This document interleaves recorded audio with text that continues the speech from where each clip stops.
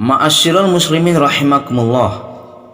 Sebuah keniscayaan bagi kita untuk senantiasa memanjatkan rasa syukur pada Allah Subhanahu wa taala yang telah memberikan nikmat yang tidak bisa kita hitung satu persatu. Di antaranya adalah nikmat umur panjang, sehingga kita bisa menikmati manisnya ibadah di bulan suci, bulan Ramadan. Di sisi lain, tidak semua manusia yang dianugerahi nikmat umur panjang bisa memanfaatkannya dengan baik untuk ibadah. Masih banyak orang yang memiliki umur panjang namun tidak dimaksimalkan untuk beribadah, malah semakin jauh dari Allah Subhanahu wa taala. Padahal Allah Subhanahu wa taala telah menegaskan dalam firman-Nya bahwa tugas utama manusia diciptakan di muka bumi ini adalah untuk beribadah, sebagaimana termaktub dalam Al-Quran surat Az-Zariyat ayat 56. Wa ma khalaqtul jinna wal insa illa liya'budun. Artinya, dan tidak aku ciptakan jin dan manusia kecuali hanya untuk menyembahku. Sehingga pada bulan Ramadan ini, marilah kita semakin meneguhkan ketakwaan kepada Allah Subhanahu wa taala dengan menguatkan tekad untuk senantiasa menjalankan dan meningkatkan kualitas ibadah kita dan memagari diri kita agar tidak melanggar apa yang dilarang oleh Allah Subhanahu wa taala. Pada Ramadan ini juga, mari kita bertekad untuk meraih puasa yang penuh kualitas, bukan ibadah yang hanya sebatas formalitas. Ma'asyiral muslimin rahimakumullah.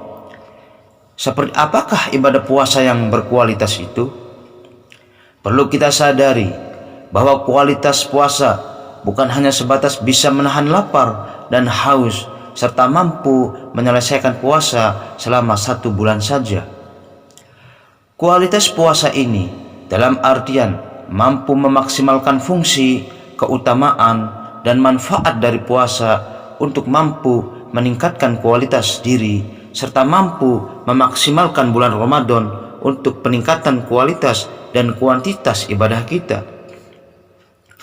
Untuk meraih puasa yang berkualitas, pertama, kita harus benar-benar menata niat untuk ikhlas berpuasa karena Allah Subhanahu wa taala.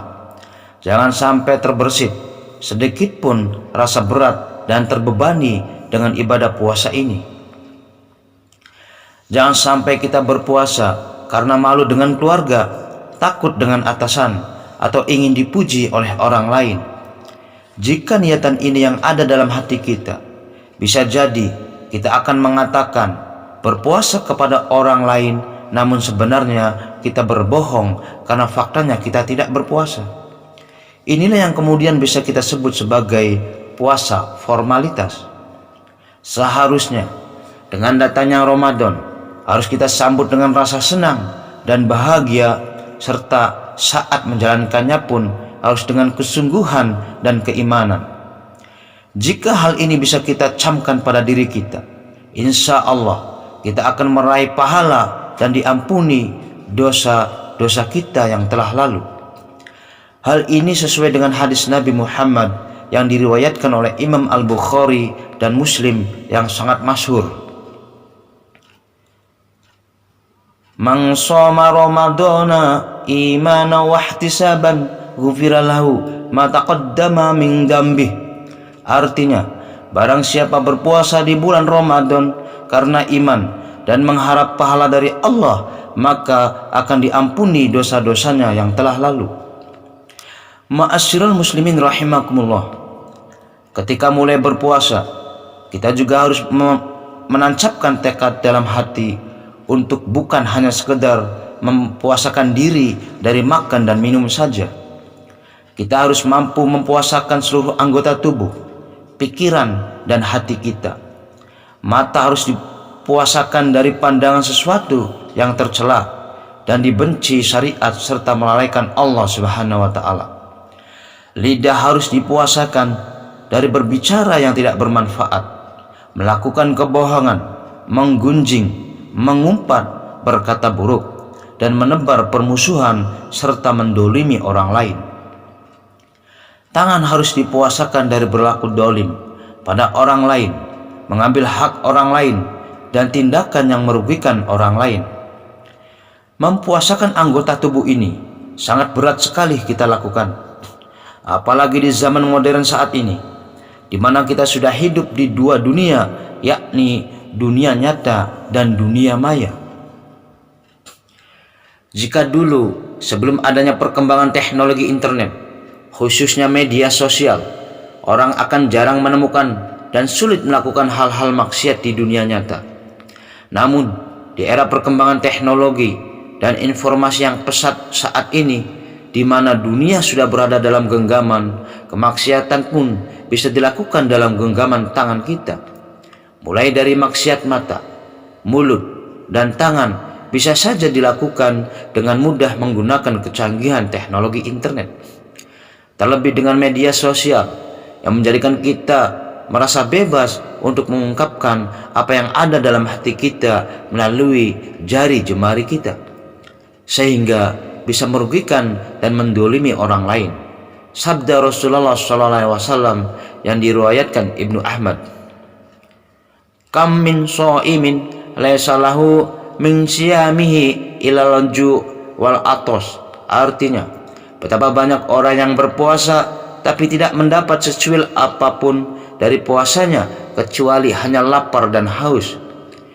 Hal ini sangat mungkin bisa terjadi apabila kita tidak bisa mengendalikan anggota tubuh dengan melakukan dan mengumbar maksiat di media sosial.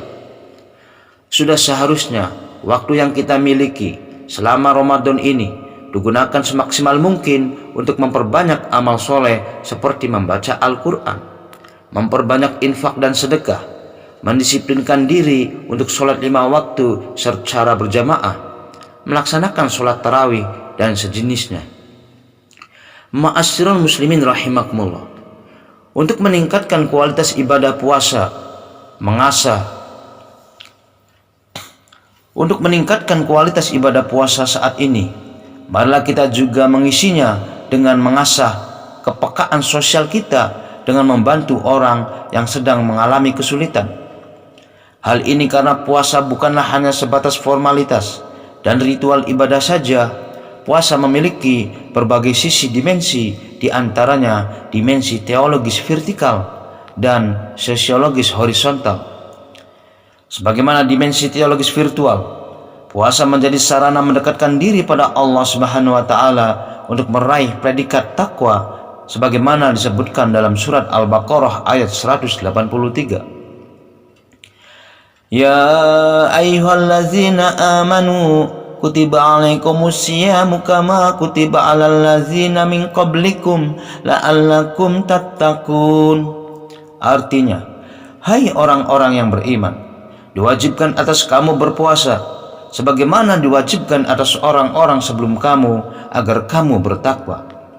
Sementara sebagai dimensi sosiologis horizontal, puasa adalah kawah candra di muka orang-orang yang beriman dalam melatih diri untuk lebih peduli dengan kondisi sosial orang lain. Pengalaman diri dengan tidak makan, minum, dan merasakan lapar adalah bentuk latihan fisik dan psikis agar kita bisa merasakan bagaimana rasanya saudara-saudara kita yang mengalami kesulitan sekedar hanya untuk makan dan minum. Kedua, dimensi puasa ini selanjutnya akan menjadi indikator keberhasilan puasa kita, yang kemudian juga akan terlihat pasca Ramadan ini.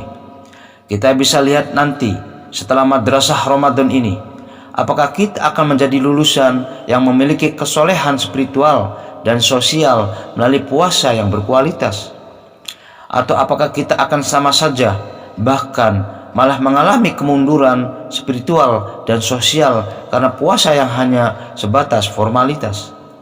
Mudah-mudahan puasa ini mampu menjadi media transformasi dan mampu mendidik kita untuk menjadi pribadi-pribadi yang paripurna di sisi Allah Subhanahu wa taala.